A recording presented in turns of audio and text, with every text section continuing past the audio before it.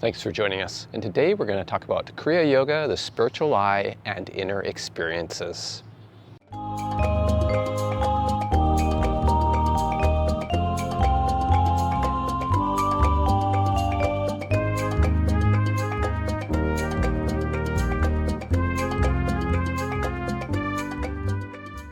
So this is a continuation of the video from the previous week, Kriya Yoga and Prana. So if you haven't seen that video, I urge you to check it out. But basically, we're talking about the spiritual eye. And the spiritual eye has often been called the third eye or the kutastha in Kriya Yoga, other terminology, and really it refers to an inner experience where one starts to see this spherical rings. And sort of this gold hue around this inner blue and with this white star.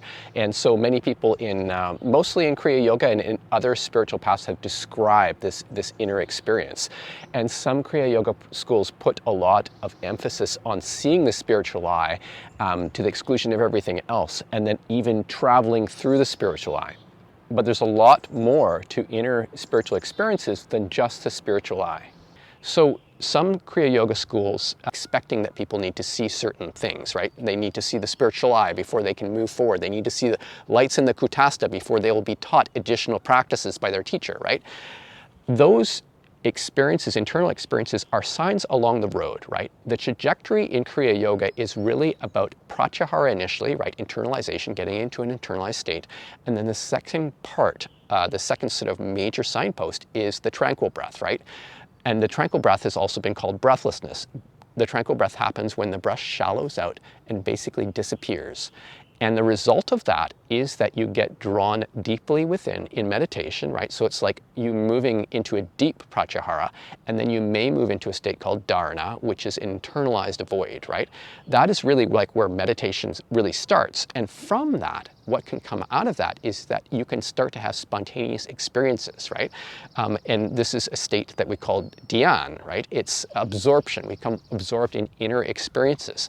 So teachers that are talking about you need to see this particular light or hear this particular sound, they're giving you a very small menu of things from your infinite number of experiences within to choose from and to focus on. And you don't want to be focusing on anything in Kriya Yoga. You want to balance your intention, right, with the spontaneous unfolding, right? So you want to balance those two together. And as a result of that, your Kriya Yoga can have some spontaneity to the practice. So you're doing Kriya Pranayam, right, as per, you've been taught by your teacher and so on. But you also want to be open to what's happening at the same time that you're doing that. So you're not just trying to blindly move through it and ignore what is occurring within you. You want to tune in to be aware of what inner energies, the subtle life force, what sort of things start to come up for you, right? And you want to embrace them. You want to embrace them. You don't want to repress them.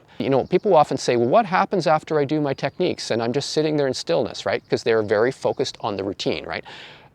X number of pranayam, then they do, some other practices, a few other practices, and then like sitting in stillness, right? This is the routine that I follow. And I understand that those are like training wheels, and people want to have a method to be able to progress, for sure. So I get that.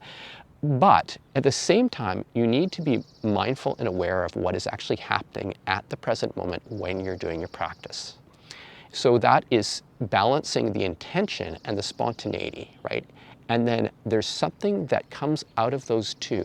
It's this process of synthesis or alchemy where something comes up, right? Some experience, and you might start to feel this growing peace or bliss. And you're like, I'm not making this. It is occurring as a result of my experience, right? As a result of setting the stage in the pranayam or whatever practices you're doing and being open and aware. That is really, really the crux of your Kriya Yoga practice. You're walking the line of intention and letting go at the same time. That is where the magic happens, if you will, right? And so you have to be open to what is going to spontaneously occur within you. And it might not be the spiritual eye, right? I need to see the spiritual eye, I need to see the star, I need to go through it, like that kind of stuff, that sort of mental obsession. You don't want any of that. You want to be open to what is, right?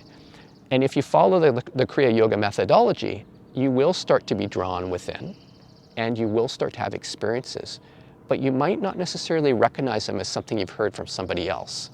But you will recognize them as something that is intimate and very specific to you, right? And is needed for your journey, right? Which is an inner unfolding of you. It's not me, it's not somebody else. You are unique, so you need to become aware and be open to that inner unfolding. So one of the best ways to do this is a Taoist internal alchemy practice called the inner smile. And I have some videos about the inner smile. But basically, in essence, the inner smile, like we learn to smile and we usually project a smile out as almost like a symbol, an emotional symbol to connect with other people saying, you know, I'm okay, you're okay, right? But the inner smile is much more profound than that. It's like a smile that is turned within. And what it is really is a means of communication with the life force.